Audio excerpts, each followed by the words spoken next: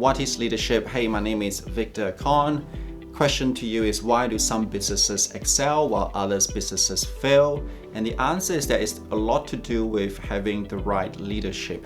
And before we start, I want to define what is leadership, because many businesses and companies talk about that the key to business success is about having the right leadership. The key to business failure is when a leader fails their grand plan, something like that. So for the purpose of context, I will be explaining two major types of leadership. First, of course, is the fundamental, widely accepted, common generic qualities or attributes of leadership. The second type that I'll be talking about is the entrepreneurial leadership attributes. Now, why entrepreneurial leadership?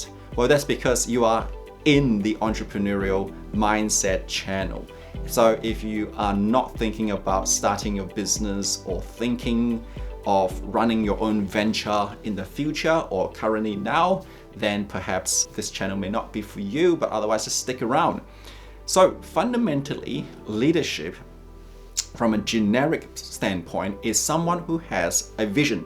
Now, we all have heard about that. A leader is a visionary. A leader project themselves from 5 to 10 years, 15 years, 25 years ahead of them. And they set clear goals, clear direction, and inspiring others to follow. Well, this is one of the minimum criteria of what define a leader, is that they have a vision. So if you have a vision, then you do have one dent or hint of what is a leader. The second part of a leader is that they are highly communicative. Now, what is someone who is highly communicative? Which means that they are able to communicate their ideas, their expectation effectively. They even know how to draw a line when they are being questioned, or they know when they're being disrespected, and they also know where to put people into a different quadrant in using the words. So communication is also an aspect of a leader attributes. The second part is integrity. Now, this is a tough one, because the best example to give about integrity is, let's use a politician. By implied trait or by implied skills and attribute, most politicians are seen as leaders. But in the a generic definition of what leaders are, is that they must have a level of integrity. And I'll give you some examples of integrity. If you observe some political leaders in the past and presently, the leaders who lack integrities are those that shake hands and with the smiley face with one political leader of another country, but as soon as they turn their back, they start talking bad and they start pretty much demonizing this particular leader of another country. So there is no integrity, which means there is no honesty and there's no ethics, because integrity, to a very bare minimum definition, is someone who demonstrates honesty and has a level of ethical practice within them.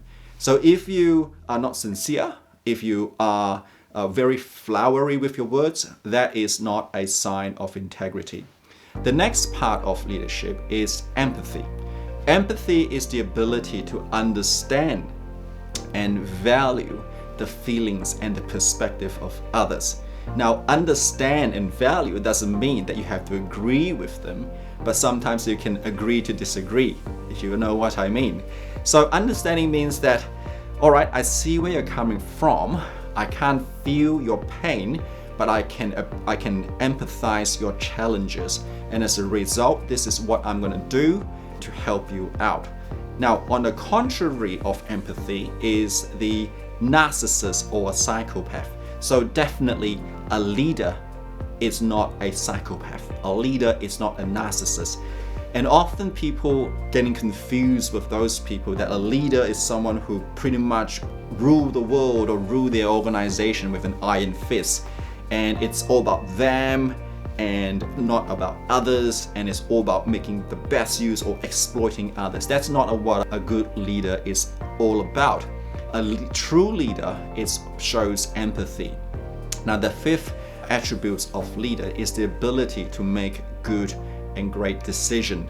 So what do I mean by that? Which means that these leaders are able to quickly process information and make a decision in a timely manner before the deadline happens. Because there are leaders who claim themselves of wanting to take charge. I want to take charge. It's sometimes towards a more egoistical reasons, but they don't have the decision-making attribute. They like to be chased by people because they feel sense of importance, being chased, being followed up. How's the decision going? What's your, have you made a choice about whether we go left or right? They feel important when people chase them up. That is not the right leader. A right leader collects the information appropriately. They understand that the team, that the people who are following them needs answer, and they have applied wisdom to make the choice in a timely manner. Now, not necessarily the choice could be the right choice. It is the choice that is the most suitable at that particular condition. So any leader who intentionally slow down the process, who intentionally drag on or perpetuate a situation just to feel important, that is not the right sign of a leader. Now, the next part of leadership, generic definition, is the accountability. Accountability is taking responsibility for your actions and the outcomes, meaning that they are not hypocrites. Very important. Again, let's use the political leaders because they already have an implied virtue of what a leader is. But if you can observe, some politicians go against their word. Before the election, they say they do A, B, C, D, E, F, G, all right? Or before the election, they start trashing other countries' political achievements, or criticize other countries, but they themselves haven't fixed up their own mess. It's pretty much is that a rule or a penalty applies to others, but not to themselves. So that is what a accountability is, meaning that they are literally a hypocrite. A rule, a penalty applies to others, but it doesn't apply on themselves because they are an exception. That is not a good leader. The next part of leadership is the adaptability. The ability to adapt to changes and challenges with calmness, with acceptance, and without easily snapping that or easily get upset about the situation, or they don't actually find a scapegoat to justify their ill performance. So a leader accepts responsibility, not only that, but they're also adaptable to situation. Hey, if they stuffed it up, they say, hey, I've stuffed it up. I'm sorry, let's move on, and this is what I'm going to do to help you out in the future or help the company out in the future. So that's that. Now, the last part of a leader is that they delegate. Now, we all heard about the word delegate, delegate, delegate. Now, most of you, if you're running a business, you already know the art of delegations. If any tasks that are monotonous or repetitive, you delegate. If there are tasks that are beyond your expertise and your skills, you delegate. You don't actually do it unless you enjoy it, unless it helps you to move forward or enhance your business strategic objectives, but otherwise you keep delegating if you can afford it. Okay, so a leader distribute tasks, especially to those with high potential talent, or those who have or want to contribute to your company, and then really trust them to execute without applying intensive micromanagement. Ultimately, a leader is someone who can motivate, who encourage and inspire their people, their team to perform the best, provide mentorship, guidance, and developing others to grow and to succeed, not for their own egoistical reasons, but for the next generation growth.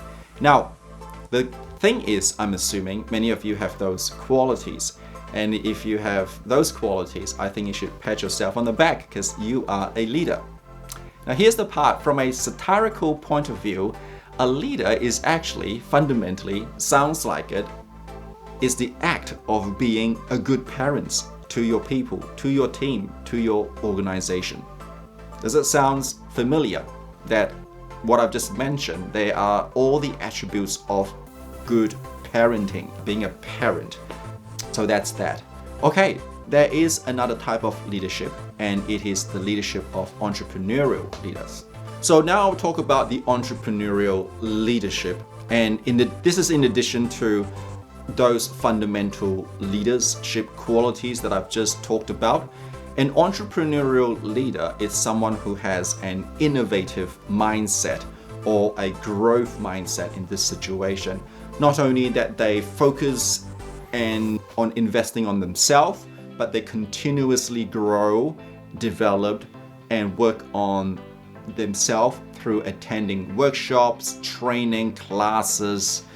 You know, the famous Hugh Jackman doing Wolverine. Now, I've heard a documentary that until today, he is still taking drama classes.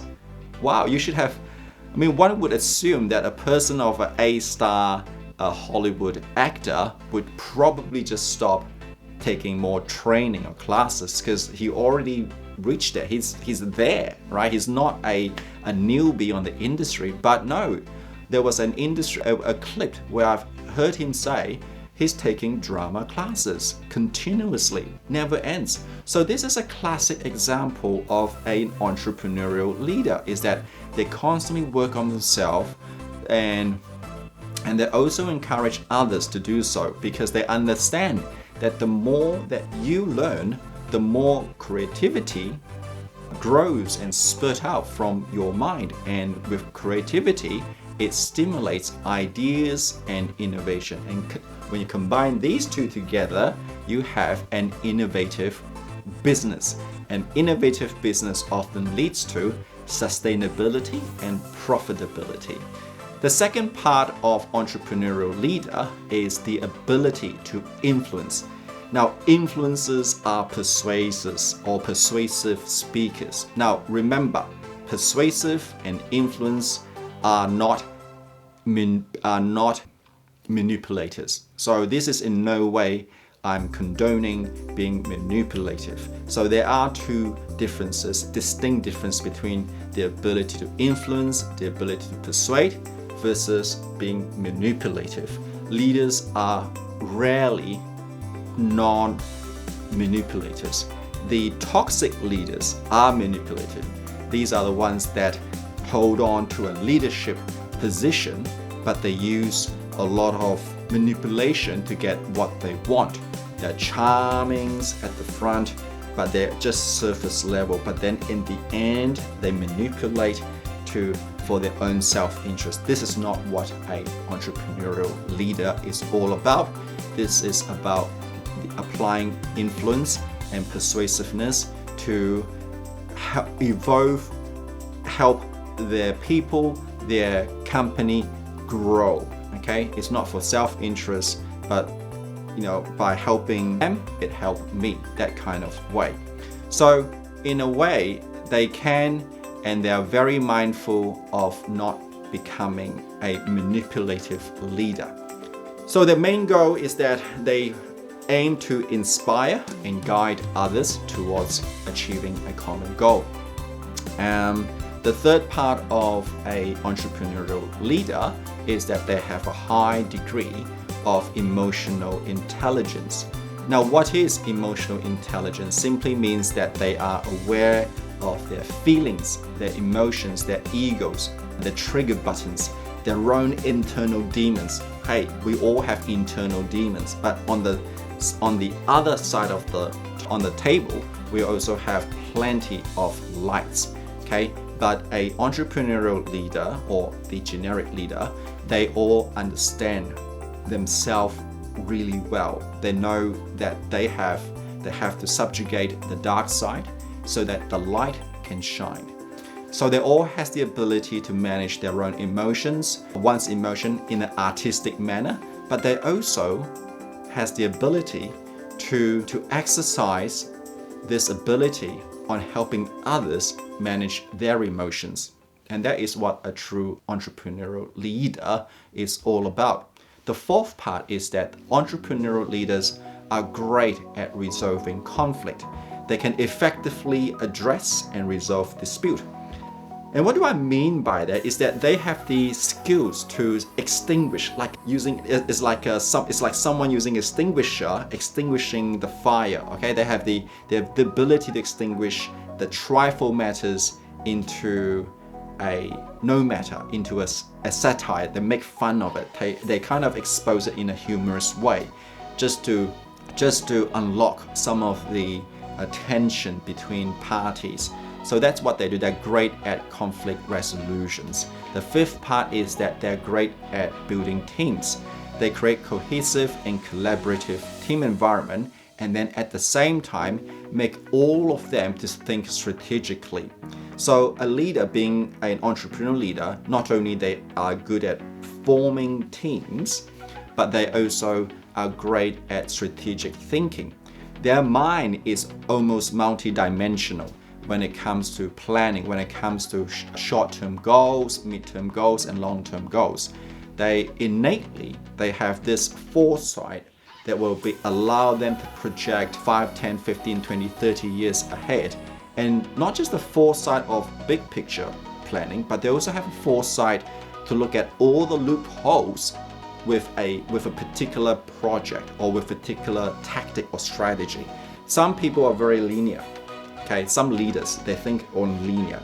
But the great entrepreneurial leaders, they are able to look at the situation from a zigzag perspective. Yes, tactics is there, ideas is there, but what are the pros and cons? And that is the next level part.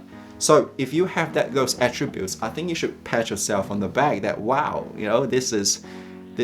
maybe you all have the genetics of an entrepreneurship. But if you don't, hey, these are all learnable, because a leader is also very confident in themselves, and they have this level of resilience that despite challenges, they can still display a sense of assurance and decisiveness. They are able to maintain their own inner strength and perseverance through life challenges, business challenges, family challenges being thrown at them. Most people will just crumble and give up, okay? But with an entrepreneurial leader, they are able to absorb it, take a deep breath, walk it off, run it off, okay? They know how to process those challenging feelings, chaos, all right? Through running, walking, thinking, contemplating, and talking things out.